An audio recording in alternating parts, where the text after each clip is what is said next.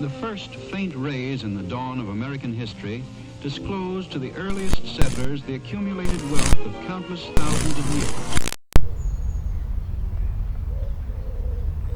We all know those mainstream stories, but we also know the stories that our peers and our ancestors gave us. I think they are worthy of being in the forefront.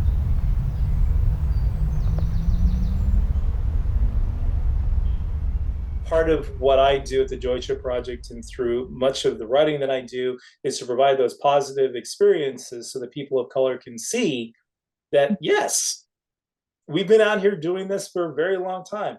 If we think of people of color and their ancestors and lineage and the connection to land that we had pre-colonization, a lot of that has been lost, stolen from folks, and powerful things have been implemented for folks to be denied access when we're talking about different conservancies and national parks and things like that, where folks were not even allowed access to those things until later on. My grandpa, he was Mexican and English wasn't his strongest language. Eventually, um, my grandma and him, they made it to the city of San Jose, and where he picked up a janitorial job for the county parks. He really passionately wanted to be an outdoor leader. Unfortunately, because of the barriers, they didn't think he was a good fit. Language barriers, he didn't have the background. They barred him from being that only unless everyone happened to call in sick. I have the privilege now to kind of freely be able to do this job because it wasn't always accessible for him. I just read a quote this morning from C.S. Lewis, and I'm going to paraphrase.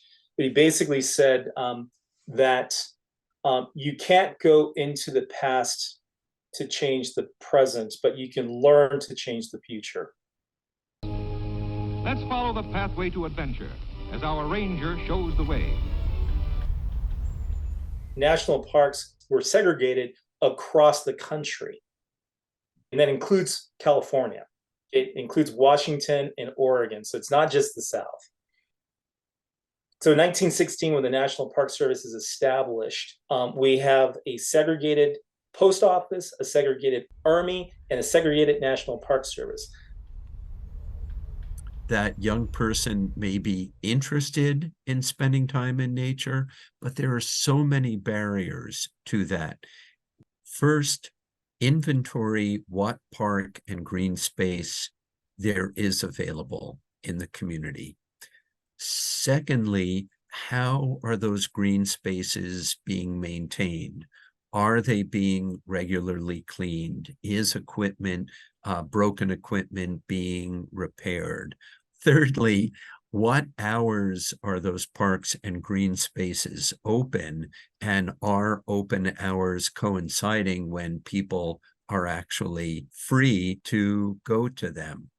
So we're really trying to figure out what time is the time, like what time is the best time for folks to go out. And so we really only get that when people end up coming to our programs and tell us. Fourthly, what transportation modes can be provided to provide better access?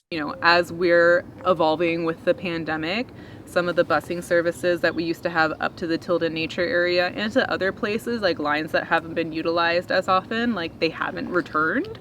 And so they're just, the access transportation wise isn't as far reaching. So for really any program that we do as a parks agency, the biggest obstacle is transportation. I would say that representation is critical, and storytelling is one of the ways that we represent, because much of who we are and what we do is based on how we see ourselves as part of a broader social, cultural context. So we do a lot of programs connecting people to the natural world, so natural history, and also really focusing on the cultural history of this area. It's important to acknowledge and recognize that we are all on Indigenous land, so we do a lot of programming focusing on the Indigenous peoples of this area, specifically for Coyote Hills. These are the ancestral lands of the Tuigun Ohlone peoples. So I do programming really celebrating Black conservationists, past, present, and future, and also really celebrating our Heritage Months. I feel like the future is bright. I love what I get to do, and I'm just so happy that like we have programs like People of Color Walk and Talks, and Black Birders Week is happening next week. We're starting to do more programming that's talking about the injustices that have taken place, both past and present, like with our park, Thurgood Marshall, home of the Port Chicago 50. It's our newest park. It's also the first park that we have that's named after an African-American man. Like, those things are huge. So our mission at Justin Southside is to really advance racial equity in the outdoors. And we're looking at how we can shift resources, provide voice to and leadership from people of color. Growing up, I didn't see a lot of folks who looked like me represented in outdoor fields. I would have liked to have programming like this when I was younger, where I felt like, oh, I can just step into this space and like I'll be seen. There's an activity that I've done before at a conference that I went to, and it's like, what does a backpacker look like? What does a hiker look like? And oftentimes the hiker, the backpacker doesn't look like a person like me. And so we want folks to know that anyone can be a hiker, anyone can be a naturalist, anyone can be a backpacker. Like, it's not a certain look or aesthetic. Like, anyone can do that. Water is anything but that. Cycling, surrounding us, nourishing, eroding, still. With it, memories intact. Abuelo, abuela, padre, ¿en dónde están? I grew up in like a coastal town in San Diego, and it's a beach town. And I always wanted to learn how to like surf and be more outdoors. I grew up in a really predominantly white neighborhood. At least now I know I didn't feel safe enough in those environments. We can tell ourselves that we should feel safe in public land. And in many cases, we feel safe because it's the outdoors, it's nature, it's the places that we love. But you still have the very real possibility of racially motivated violence perpetrated by someone or a group of people who decide that you don't belong there. I'm comfortable walking through a trail and not being able to see the other side of the trail, but I know it's going to eventually be there. Some folks aren't. I think that's why it's important that our frontline interpretive staff are really reflecting the communities that we serve. Safety is such a big deal, right? Like, the experience of so many people, and specifically women of color, is that sense of safety, and realizing that as a collective we keep each other safe. And I think that community has been really important. I think part of it is what we have already talked about, the lack of representation. I think a second factor is a lack of welcoming. That can have to do with individuals or families for whom English isn't a first language, and a lack of signage in whatever their first language is. And for Black people in particular, there is the terrible history of lynchings and other tortures in wooded settings. When you put all that together, it is not difficult to understand. But we can't stay there. That is not an acceptable point. It is undeniable that time in nature benefits us all, and I really mean all.